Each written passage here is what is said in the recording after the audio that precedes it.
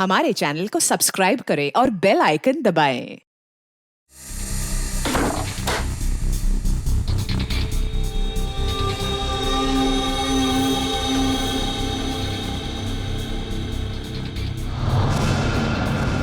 मुझे अपना के मुझे फिर से पराया क्यों कर दिया माँ?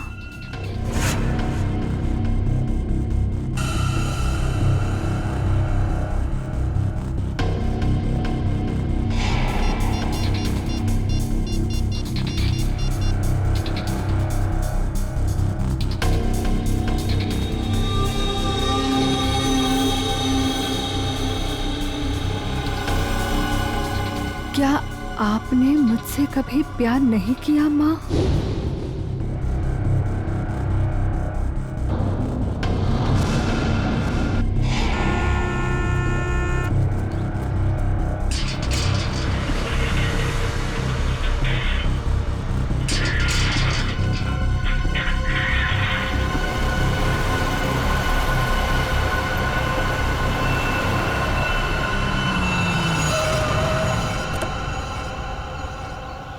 नमस्ते मैडम जी। नमस्ते।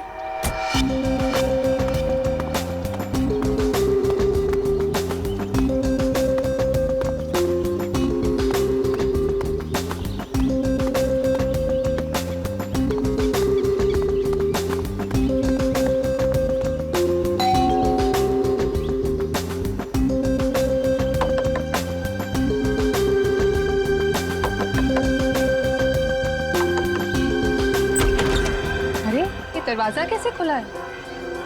विनीता, विनीता, विनीता, कहाँ हो तुम? सो रही हो क्या? विनीता। अंकल, आंटी, कोई आवाज क्यों नहीं दे रहा है?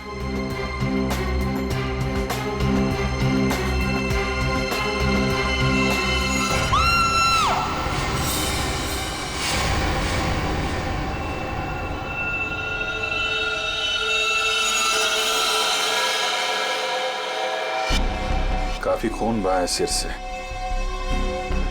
लगता है किसी भारी चीज से मारा गया है। सर बाथरूम में ये लोहे का रॉड मिला है सर, इस पे ताजे खून के धब्बे हैं। हो सकता है इन दोनों को मारने के लिए इस रॉड का इस्तेमाल किया गया है। उंगलियों के निशान मिल सकते हैं इस पे। संभाल के रख दो।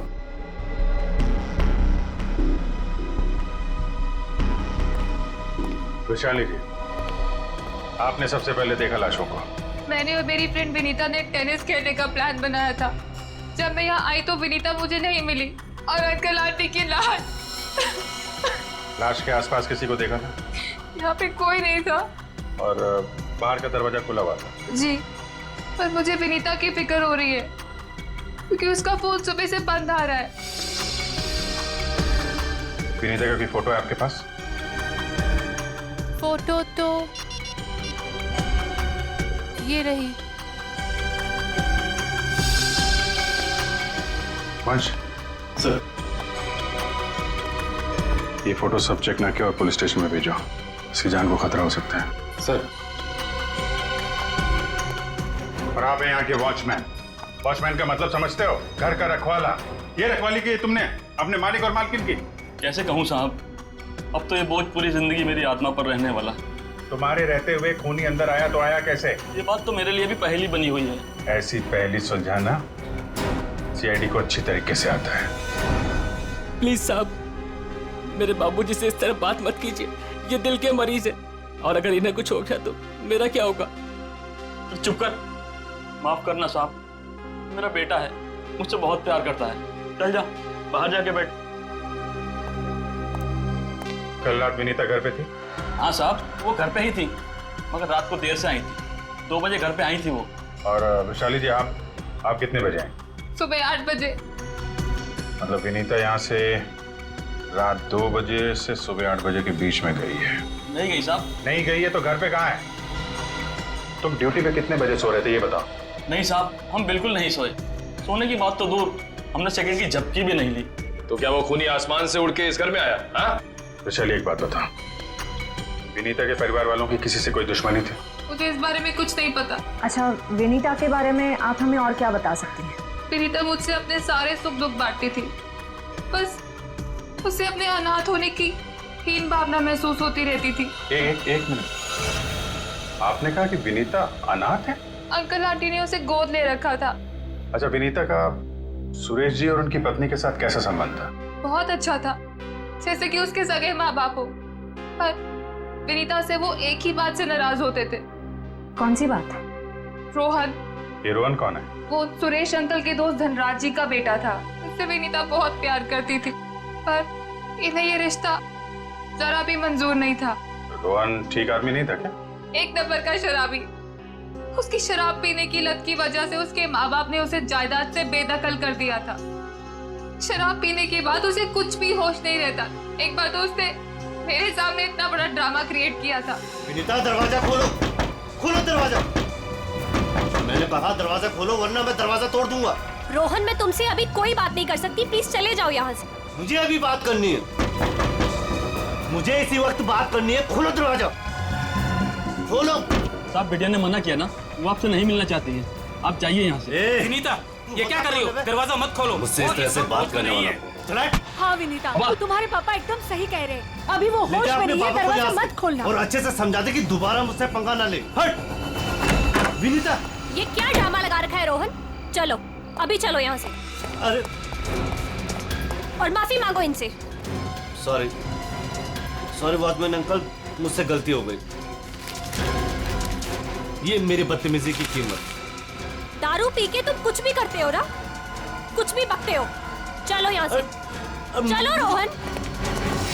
हो सकता है इस रोहन ने शराब के नशे में आके सुरेश जी और उनकी पत्नी का खून कर दिया, और फिर विनीता को अपने साथ लेकर चला गया। इस रोहन का नंबर है आपके पास? हाँ, नंबर तो है मेरे पास। 1982345561।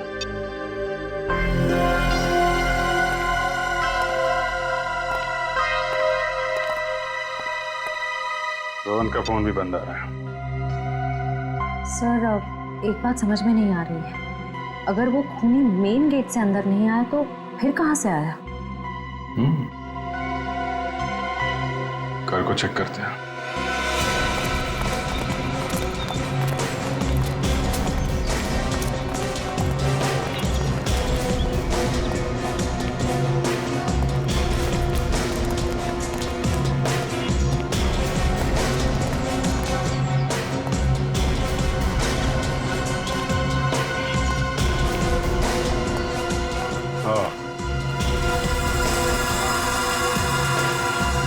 ये देखा?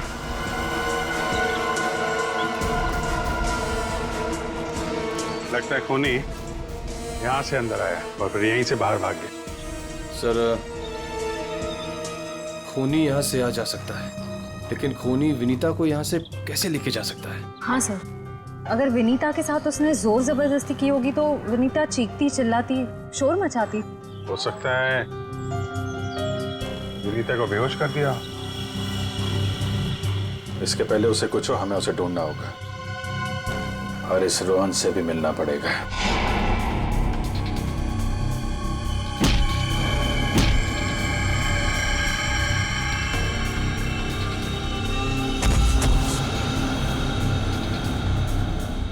सर, अभिजीत सर ने रोहन का यही का पता बताया।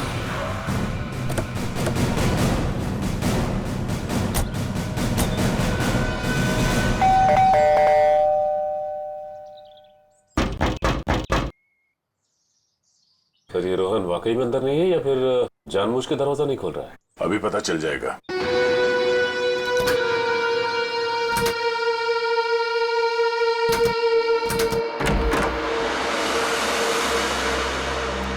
हो सकता है उसने विनीता को यहीं कहीं छुपा के रखा हो। घर में सामान भी ज्यादा नहीं है, पूरा घर खाली दिखाई दे रहा है। हाँ, वैसे भी कंगाल है वो। माँ बाप ने तो बेदखल कर दिया था उसे। सचिन,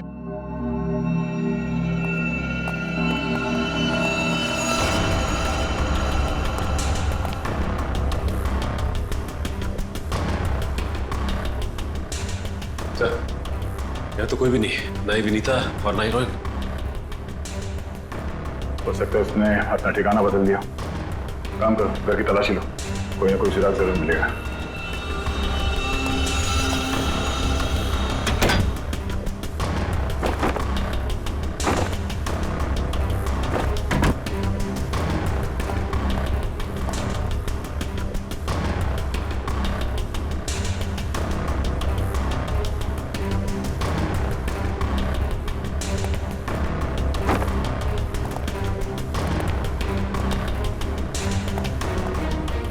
तरफ किताबें ही किताबें पढ़ी। लगता है इस रोहन को किताबें पढ़ने का बहुत शौक था। नजरिया बदलिए, बहुत अच्छी किताब है ये।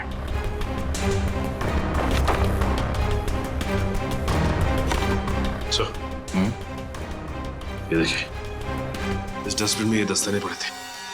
लगता है किसी ने अभी भी जलाया। मतलब इन दस्तानों का इस केस से कुछ लेना देना है।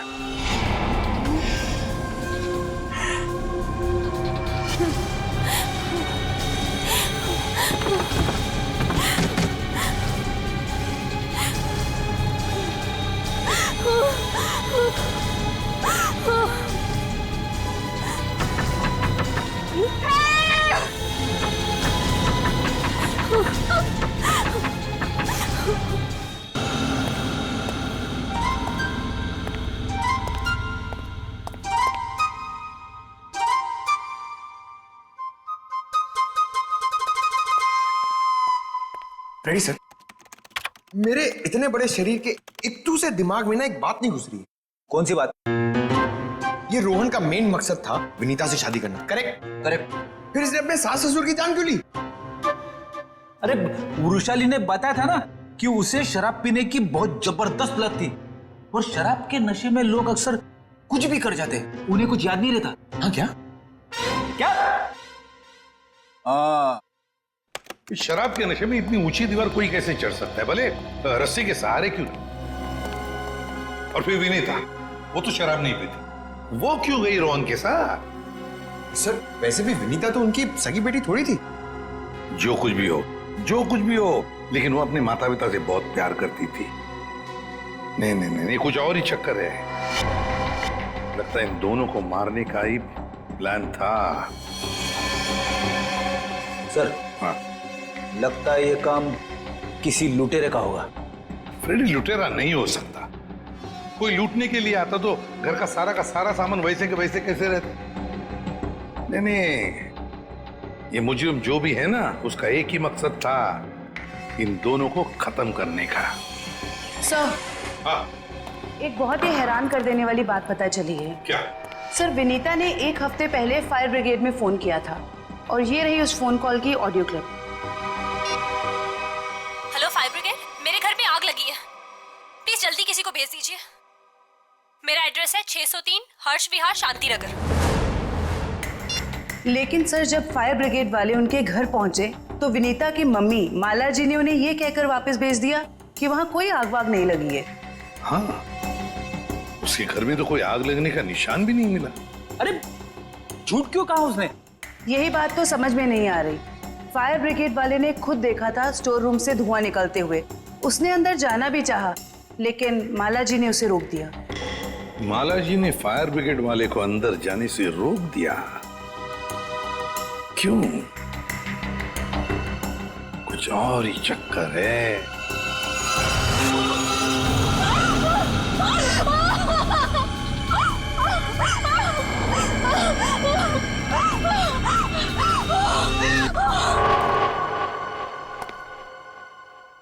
छान मारो इस जगह को अच्छी तरह से, कुछ ना कुछ जरूर मिलेगा।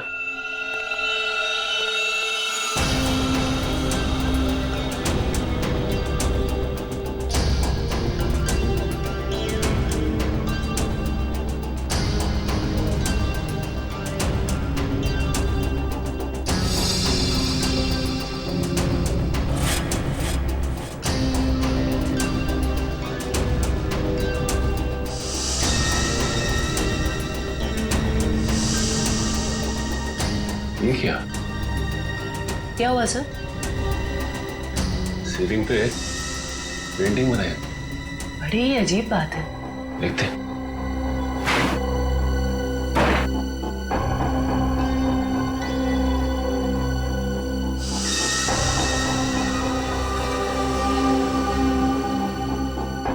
ये क्या? ये तो लगता है धुएं से बना हुआ निशान है, जलने की वजह से। मतलब सर, फायर ब्रिगेड वाला सही कह रहा था, यहाँ पे आग तो जरूर लगी है। सर, इस पेंटिंग से जली हुई सीलिंग को अच्छी तरह छुपाने की कोशिश की है। लेकिन सवाल ये उठता है कि सुरेश की पत्नी ने झूठ क्यों बोला फायर ब्रिगेड से? आखिर यहाँ पे ऐसी कौन सी आग लगी थी? सीलिंग का सिर्फ यही वाला हिस्सा जला।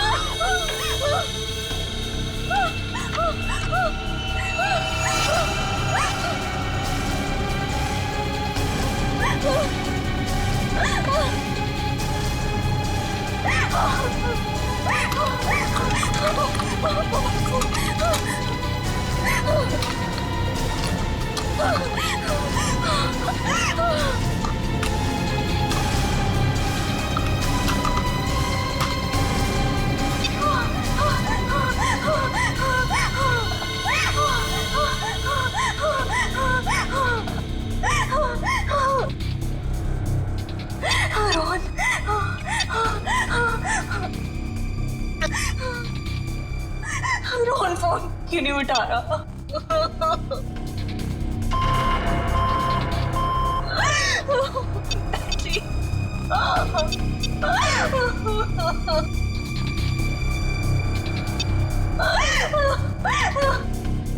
वैशाली पे फोन नहीं उठा रही।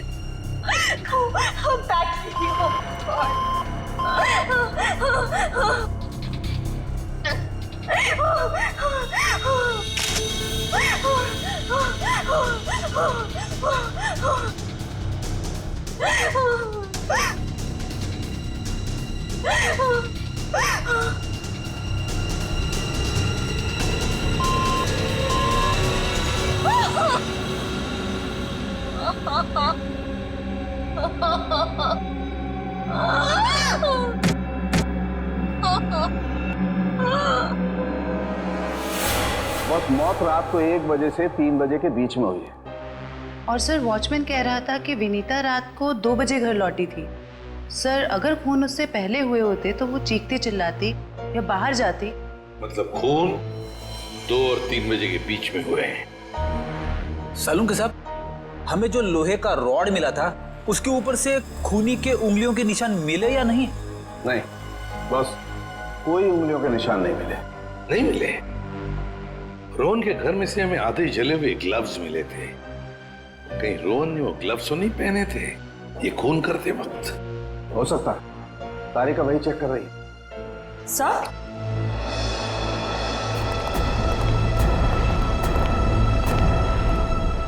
सर ये खास किस्म का सॉल्यूशन है, इकोडेल्पाइट नाम। अगर मैं इस सॉल्यूशन को इन दस्तानों पर डालूं तो इन दस्तानों पर जो कुछ भी लगा हुआ होगा वो अलग हो जाएगा। अरे वाह, फॉरेंसिक टेक्नोलॉजी कहां से कहां पहुंच गई है।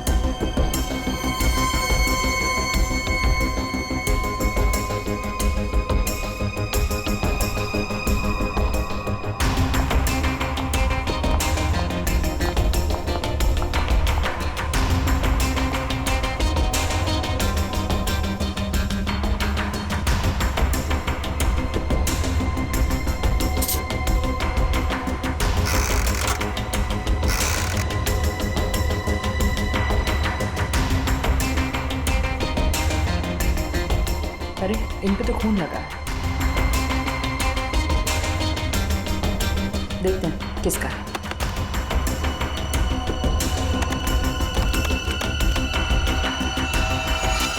पॉजिटिव सर, ये खून मिस्टर एंड मिसेस सुरेश का ही है। मतलब सर ये खून रोहन ने ही किया है? एक मिनट बोलो।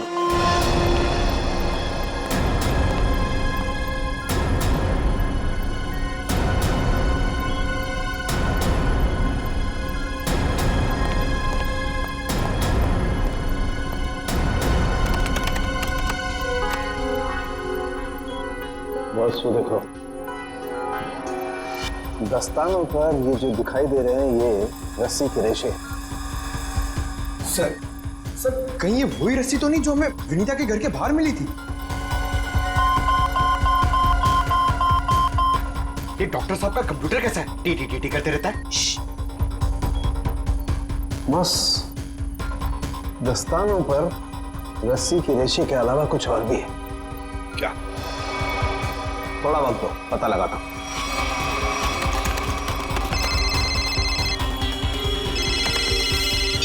हाँ श्रेया, ठीक है। क्या? सर विनीता का फोन थोड़ी देर के लिए ऑन हुआ था, उसके घर के बिल्कुल करीब। और सर उसने सोशल नेटवर्किंग साइट पे अपनी दोस्त को एक SOS मैसेज भी भेजा है। श्रेया मुझे लिंक अभी भेज रही है सर। ये देखिए सर। मैं घुटन से मर रही हूं, प्लीज मुझे बचाओ। Vinita, my God.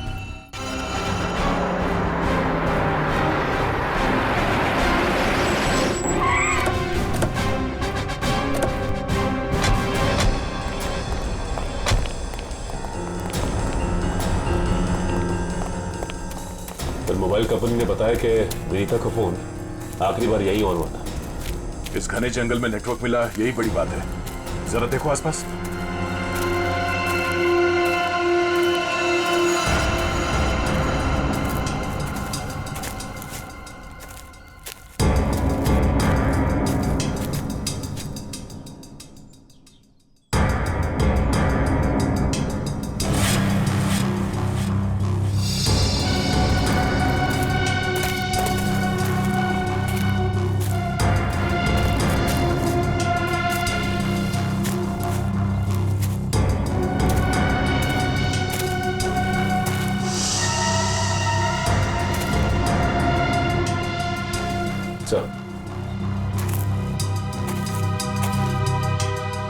सामने झोपड़ी दिखाई दे रही है।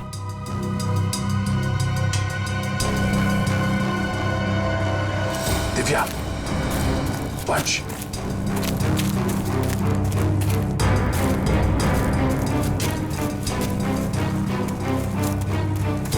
चौकन्ने रहना।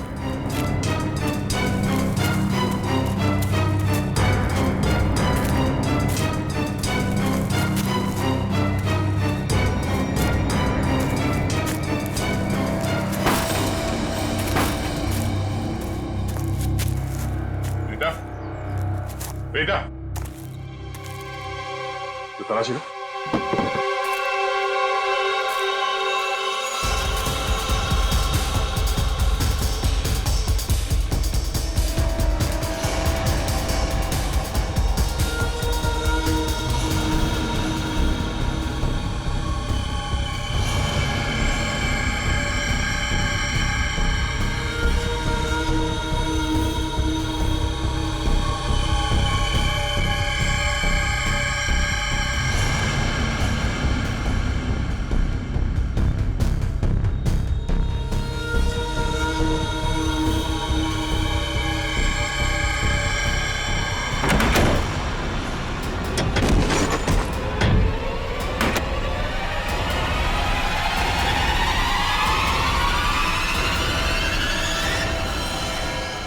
ये तो रोहन है। सॉरी वॉचमैन अंकल, मुझसे गलती हो गई।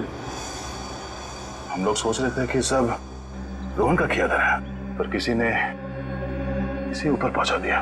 सर कहीं ऐसा तो नहीं कि विनीता ने अपनी आत्मरक्षा के लिए इसे मार दिया? नहीं, इसे भी ठीक वैसे ही मारा है, सर पे वार करके, जैसे विनीता के माँ बाप को मारा था। खूनी को एक ही है। सोचता है कि खूनी ने रोहन को मारा और विनीता को साथ ले गया। हो सकता है, या ये भी हो सकता है कि वो यही कहीं आसपास हो। तो देखो,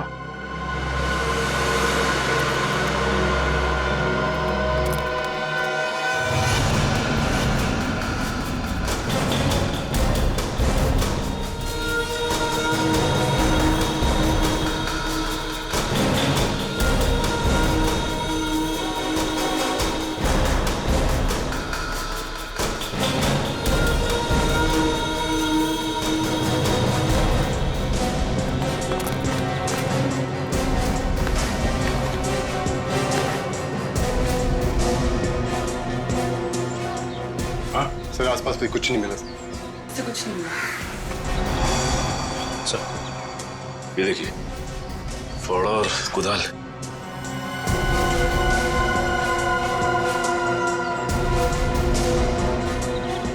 कहीं जमीन के नीचे तो नहीं?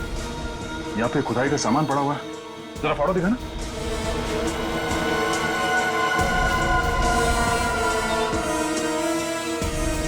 इस फावड़े पे गीली मिट्टी लगी हुई और ये पत्ता। तो विनीता को यहाँ जमीन के नीचे रखा गया है, जंगल के किसी ऐसे हिस्से में जहाँ पे ये पत्ते मिलते हो। ढूंढो, तो देखो आसपास।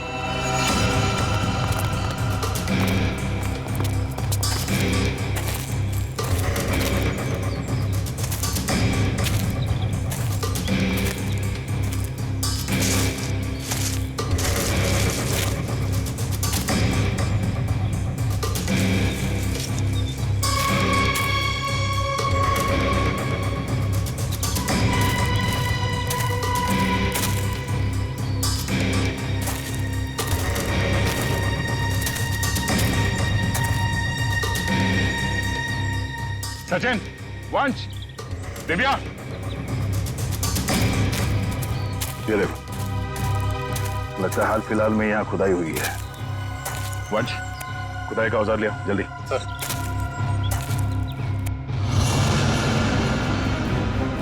गुड, यहाँ पे खोदना शुरू करो।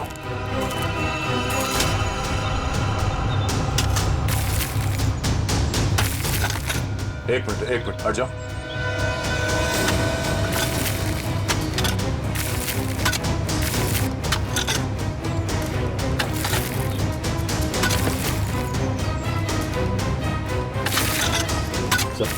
हाँ?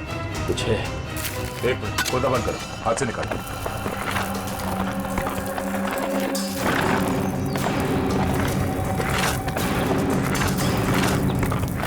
तो इसके अंदर तो नहीं?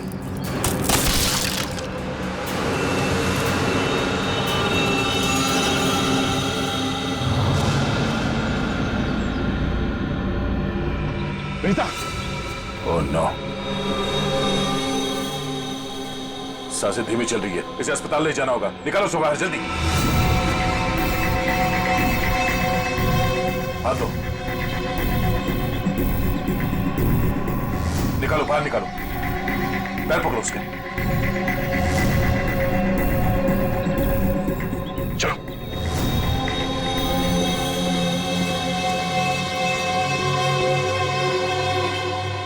इतना समय बीत गया है, पता नहीं किस हाल में होगी विनीता।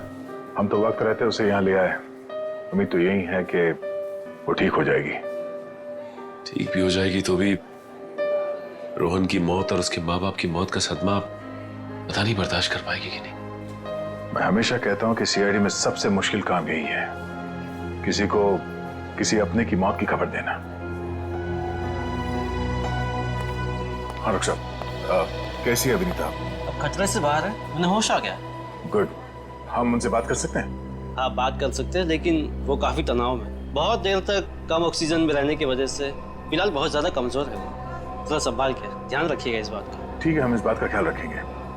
Thank you. चलो।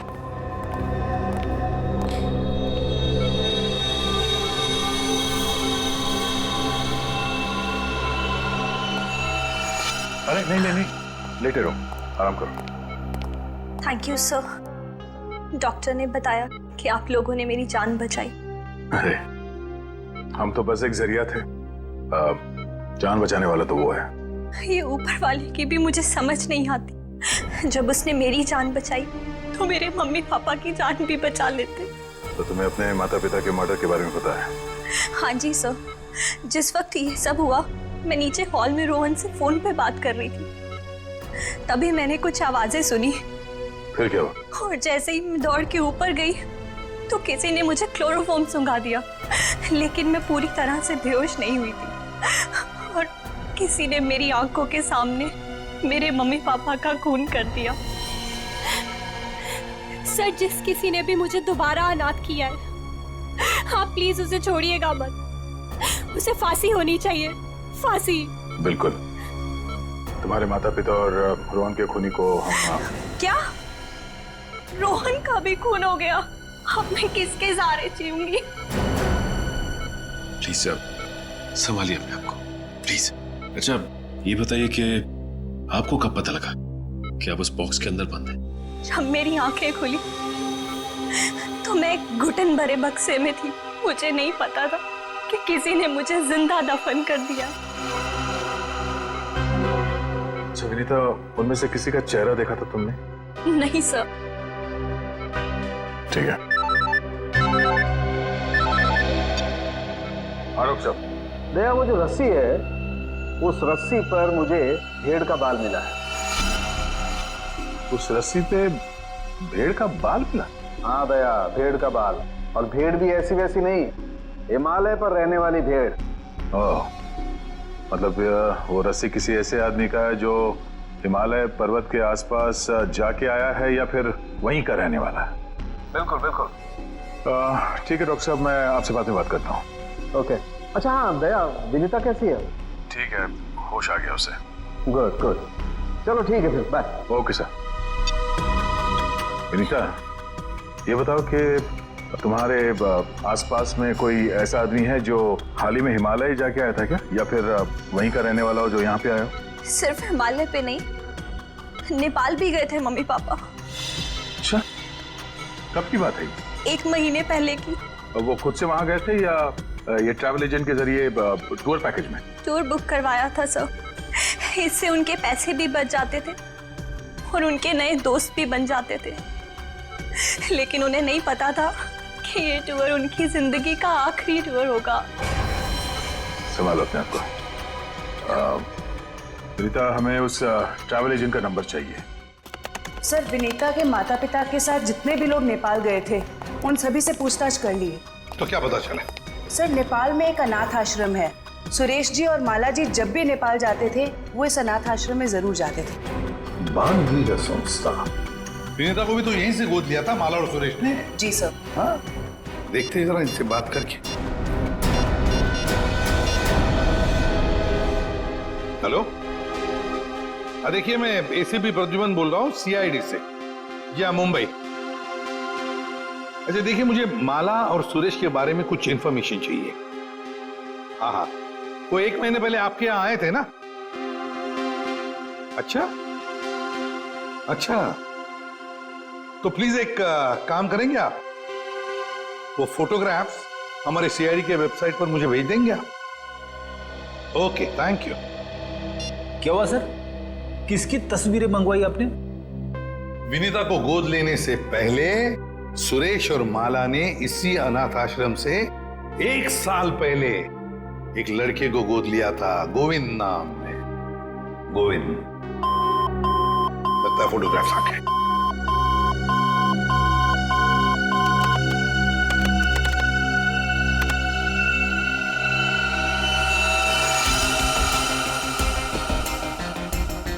पांच साल की उम्र थी, साल 1999।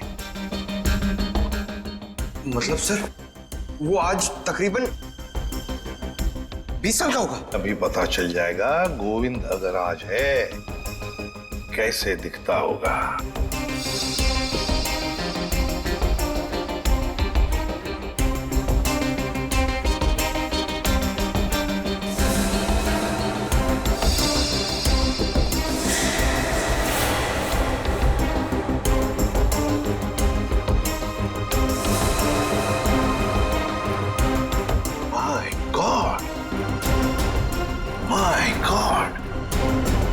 ये गोविंद है।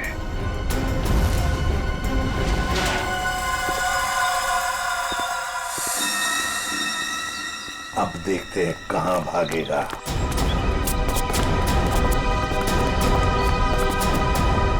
ठीक है सर, हमें देख के अंदर भाग गया है। जब गीदड़ की मौत आती है तो वो शहर की तरफ भागता है, मगर ये तो अंदर भाग गया। मगर सर, वो अंदर की तरफ क्यों भागा? वो तो पकड़ा जाएगा। ऐसे मुजरिम बाहर की तरफ भागते हैं, मगर ये अंदर भागे या बाहर, पकड़ा तो ये जाएगा ही। कहां गया ये? अभिजीत, दया सर, फैल जाओ, मैं सामने से घुसता हूं।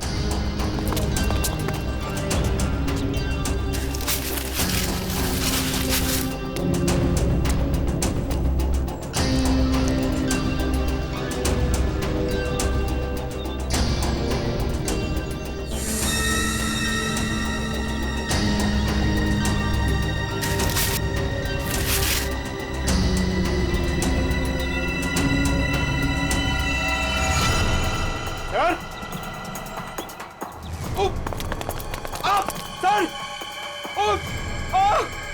अरे अरे क्या हुआ? सर खुजली हो रही है सर। अरे खुजली कहाँ से होने लगी तुम्हें? सर बहुत तेज खुजली हो रही है सर। ये झाड़ की वजह से। अभिजीत क्या हुआ इसे? सर ये प्लान ये बहुत गड़बड़ है, इसकी वजह से इसको खुजली हो रही है। एक मिनट अरे लेकिन इसे जल्दी से हॉस्पिटल ले सवाल के कुछ नहीं होगा। आ जाओ आराम से सवाल के। तो जानबूझकर हमें यहाँ अंदर बुलवा लिया है, जाल रचा है उसने खुजली वाले पौधों का। संभल के रहना, यहीं कहीं छुपाई है।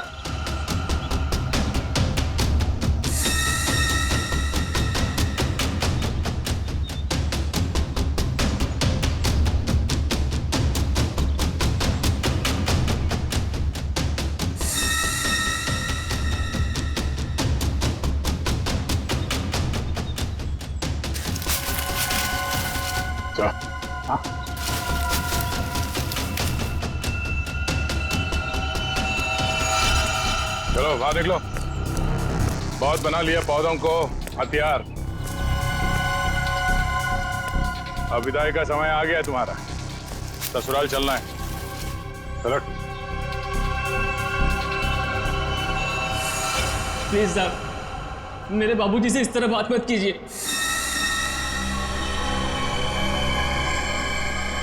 बहुत गड्ढे खोद लिए दूसरों के लिए, गिर गए ना उसी में।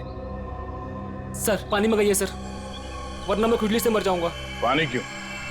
खुजली का इलाज हम अपने साथ लेके चलते हैं। किसी औलाद के लिए अपने माँ बाप का खून करना इतना आसान नहीं होता सर, फिर चाहे वो माँ बाप सौतेले क्यों ना हो। गोद लिया था ना उन्होंने तुम्हें, फिर वॉचमैन को क्यों सौंप दिया? यही सच तो मैं भी जानना चाहता था सर, कि मुझे गोद लेने के 1 साल बाद मेरे माँ बाप को ऐसा क्या सूझा कि उन्हें लगा उन्हें एक लड़की को गोद लेना चाहिए, और मुझे फिर ऐसे ही सड़क पर छोड़ दिया और विनीता को गोद ले लिया। क्या तुम्हें सड़क पे छोड़ दिया?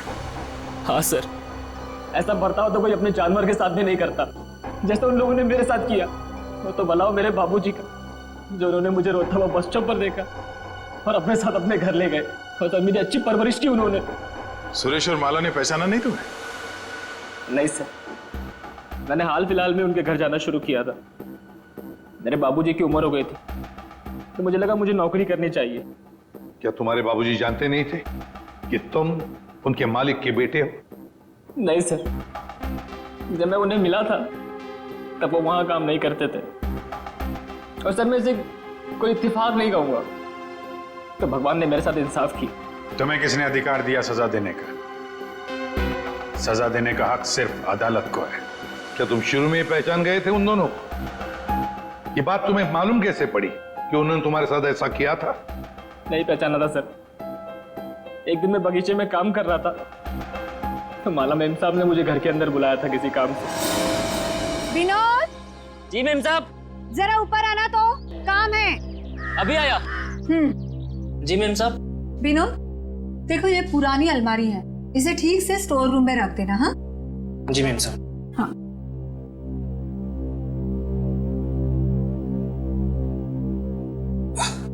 क्या हुआ विनोद, बहुत भारी है क्या?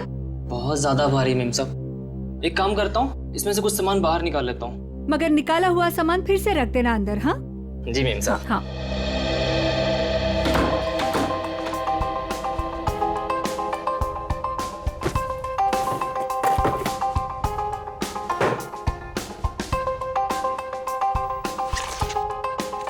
कितनी प्यारी प्यारी ड्राइंग्स हैं।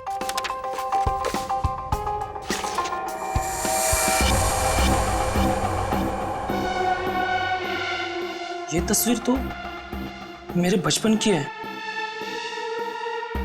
इसका मतलब साहब और मेम साहब ने मुझे गोद लिया था। विनोद, कितनी देर, जल्दी करो। जी मेम साहब, बस हो गया।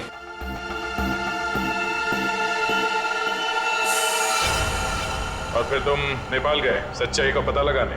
हाँ सर, और जब मुझे सच का पता चल गया तो मैंने पूरे परिवार के नाक में दम करना शुरू कर दिया।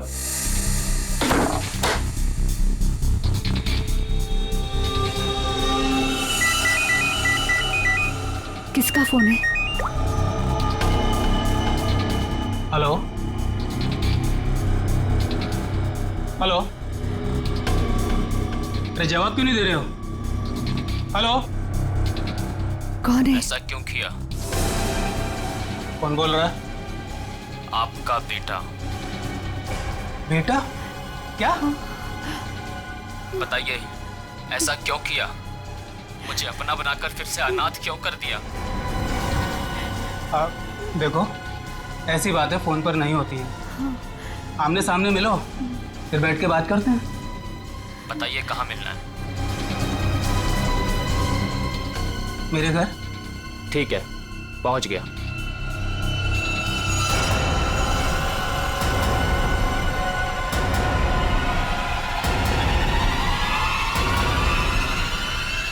स्टोर रूम की अलमारी में तुम्ही ने आग लगाई थी ना?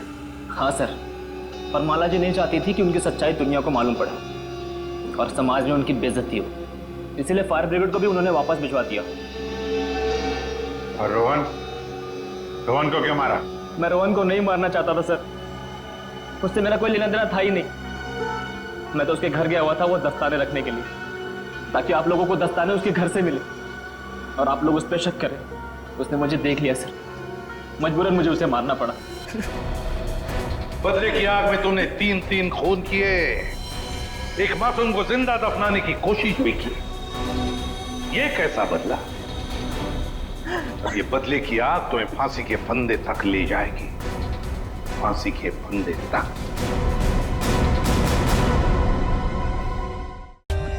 For more updates, subscribe to our channel, click the show links and enjoy watching the videos.